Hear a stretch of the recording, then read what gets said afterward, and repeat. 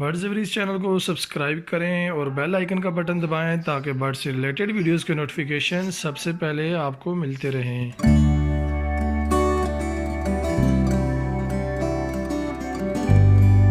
अस्सलाम वालेकुम दोस्तों, मेरा नाम है विकास। आप देख रहे हैं birds varies channel. Birds varies channel की फ्रेश एपिसोड के अंदर दोस्तों आज आपको मैं बताऊंगा टर्की फार्मिंग के बारे में कि किस तरह टर्की फार्मिंग का बिज़नेस किया जाता है और उसकी कौन कौन सी अकसाम्स हैं जो काफ़ी मशहूर हैं और कौन सी अकसाम ऐसी हैं जो पाकिस्तान एशिया कंट्री के अंदर पाई जाती हैं। जिसमें सबसे पहले आपको मैं दिखाऊँगा वो इंतहाई रेयर ब्रीड, काफ़ी महंगी नस्ल जो है वो है ऑसिलेटेड टर्की की, जो आप देख रहे हैं। ये दुनिया की सबसे महंगी और नायाब किस्म की टर्की है, जो कि मुख्तलिफ़ कलर्स में बिल्कुल पीकॉक शेड्स में इसके जो है वो रिंग बने होते हैं। इसकी जो टेल है उस पर, और काफ़ी महंगी रेम्बो शेड में आती है।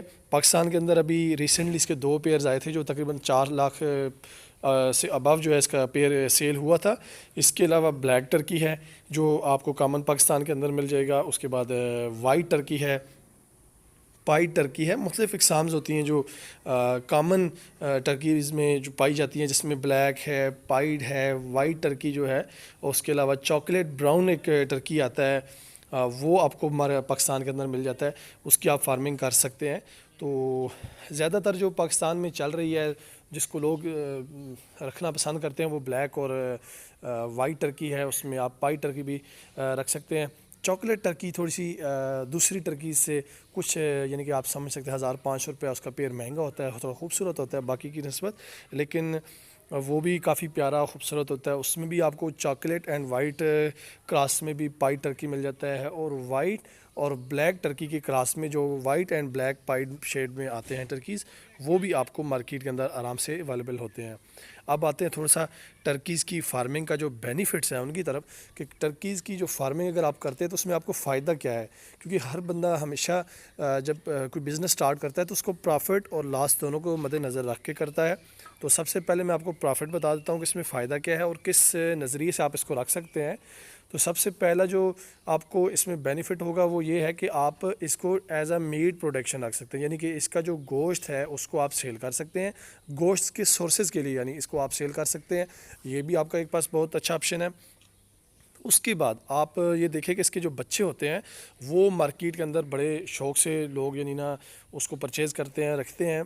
मार्केट के अंदर आप बर्ड्स मार्केट में चले जाएं, वहाँ पे आप इनके चिक्स को, इनके पट्ठों को सेल कर सकते हैं। उसके अलावा जो टर्की की फ़ीमेल है उसकी बहुत ज़्यादा डिमांड होती है। उसकी वजह यह है कि जहाँ पर भी जिस कंट्री के अंदर भी हों, आप देखें जो पीकॉक्स की फार्मिंग कर रहे होते हैं लोग, ये मोर की जो फार्मिंग होती है पीकॉक्स की, चाहे वो ग्रीन जावा हो, एमरल्ड हो, वाइट हो, यानी पीकॉक्स की वैरायटी जितनी भी होगी, जहाँ भी फार्मिंग होगी, वहाँ पे टर्की की जो फीमेल्स हैं, मेल्स भी साथ चलते हैं ऑब्वियसली, और फीमेल्स जो है वो बहुत ही ज़्यादा अहमियत के हामिल होती हैं।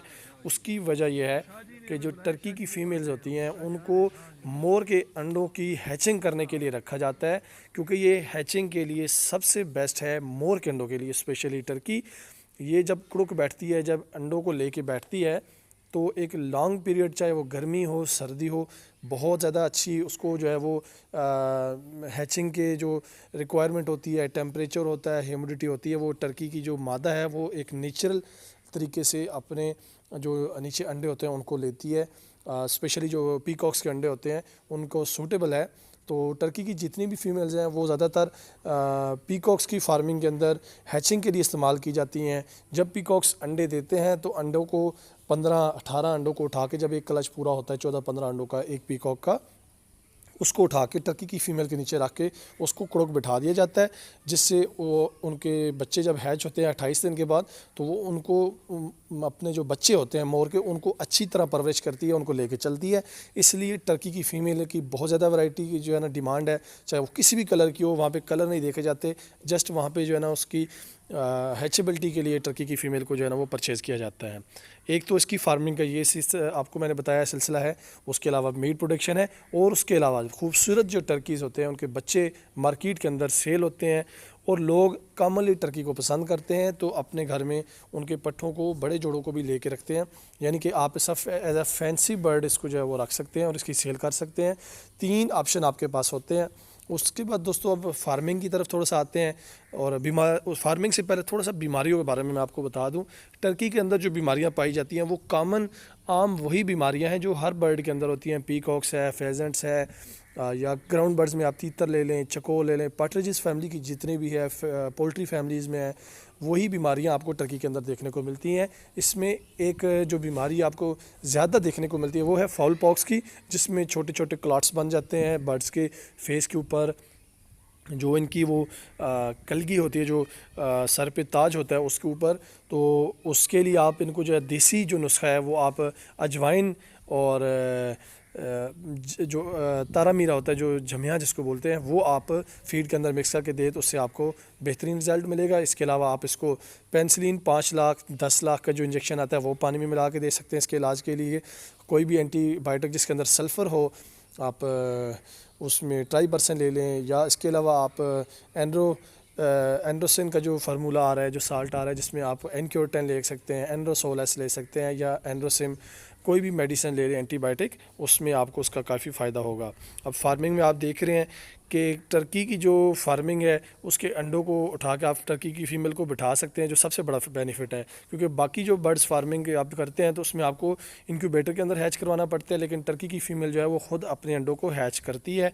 लेकिन अगर आप इनक्यूबेटर के अंदर भी निकलवाना चाहें तो भी कोई इशू नहीं है, आपके पास अंडों की जो रेशो है वो ज़्यादा होगी फ़ीमेल के ना बैठने की वजह से। और यही आपके पास मेन ऑप्शन होता है, आप इनक्यूबेटर के अंदर रखें या आप फ़ीमेल को बिठा के भी हैच करवा सकते हैं अंडों को। और इसके अलावा दोस्तों आप इसके जो टर्की के जो बच्चे हैं वो आप मार्केट के अंदर सेल करें, या आप संडे बाज़ार में ले जाएं, या कहीं भी आप इनको बच्चों को सेल कर सकते हैं, बड़ा करके आप सेल कर सकते हैं। और एक टर्की जो पाइड कलर का होगा उसका रेट तकरीबन 4 से 5 हज़ार रुपया है, 5500 रुपये तक रेट जाता है। ब्राउन कलर का जो टर्की है वो 6000 रुपये के राउंड अबाउट मार्केट के अंदर आपको पाकिस्तान का जो रेट है वहाँ पे आपको ब्रीडर पेयर मिल जाएगा। उसके अलावा जो ब्लैक टर्की है वो भी 5 साढ़े 4-5 हज़ार रुपये के रेट में चल रहा होता है। इससे पहले आपको मैंने बताया है जो पाइड है, चाहे वो चॉकलेटेड टर्की के क्रॉस में, वाइट के क्रॉस में आएगा या ब्लैक में, उसका थोड़ा सा रेट ज़्यादा होता है नॉर्मल टर्की से। और उसका रेट भी मैंने आपको बता दिया, 5-6 हज़ार रुपये के फिगर में चलता है अप्रॉक्सीमेटली। और जो ऑसिलेटेड टर्की है, क्योंकि हो सकता है मुझे कमेंट्स के अंदर लोग पूछते हैं जब कुछ डिटेल्स, उसमें मैं पहले आपको थोड़ा सा जो मेरे आइडिया में मैं आपको बता दूं। ऑसिलेटेड टर्की दुनिया की सबसे महंगी और रेयर ब्रीड है, और ये दुनिया के अंदर चंद यानी कि फार्म्स के अंदर पाई जाती है जहाँ से इसकी ब्रीड ली जा रही है, कम मिकदार में है, उस वजह से इसका रेट बहुत आई है। पाकिस्तान के अंदर इस दफ़ा पहली दफ़ा 2018 के अंदर इसकी 2 पेयर्स पाकिस्तान के अंदर लाए गए, जो तकरीबन 4 लाख से प्लस में एक पेयर सेल किया गया है लाहौर के अंदर, मुल्तान के अंदर। तो इसकी जो भी इंशाल्लाह न्यूज़ होगी वो मैं आपके साथ शेयर करूंगा।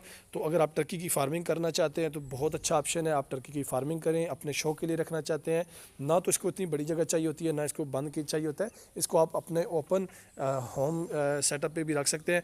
अगर आप इसको कंट्रोल शेड बना कर रखना चाहें तो उसमें आपके पास एग प्रोडक्शन ज़्यादा आएगी, हीट देंगे, विटामिन डी, कैल्शियम और ई एंड सेलेनियम देंगे, तो उससे आपके पास अंडों की जो रेशो है वो ज़्यादा होगी।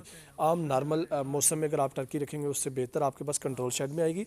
लेकिन मैं आपको रिकमेंड करूँगा कि आप नॉर्मल जो आपके पास शेड है, कंट्रोल शेड ना हो, नॉर्मल शेड्स बने हो आपके पास, केजेस हो, उसमें आप रख लें। आप उससे अच्छी रेशो अंडों की जो है वो ले सकते हैं टर्की से।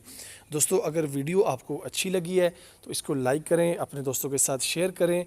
और इसके अलावा किसी भी किस्म का सवाल हो आपका टर्की फार्मिंग के अलावा, हमने जो चकोरों की फार्मिंग के बारे में बताया है, फैंसी मुर्गी की फार्मिंग के, देसी हर बर्ड्स की आप वीडियोस देख सकते हैं मेरे बर्ड्स एवरीज चैनल पे। और किसी किस्म की मालूमात चाहिए हो आप मुझे कॉन्टैक्ट कर सकते हैं। आपको कमेंट्स बॉक्स के अंदर आप मुझसे कोई भी सवाल करेंगे, इंशाल्लाह मैं जहाँ तक मुमकिन हुआ उसका आपको सवाल का जवाब दूँगा। और ऐसी ही ज़बरदस्त वीडियोज़ के लिए हमारे चैनल को सब्सक्राइब करें, लाइक और शेयर ज़रूर किया करें, और बेल आइकन का बटन ज़रूर दबाएं ताकि जितनी भी हम नई वीडियोज़ अपलोड करें उनका नोटिफिकेशन आपको मिल जाए। अगली वीडियो तक के लिए हमें इजाज़त दीजिए। Thanks for watching. अल्लाह हाफिज़।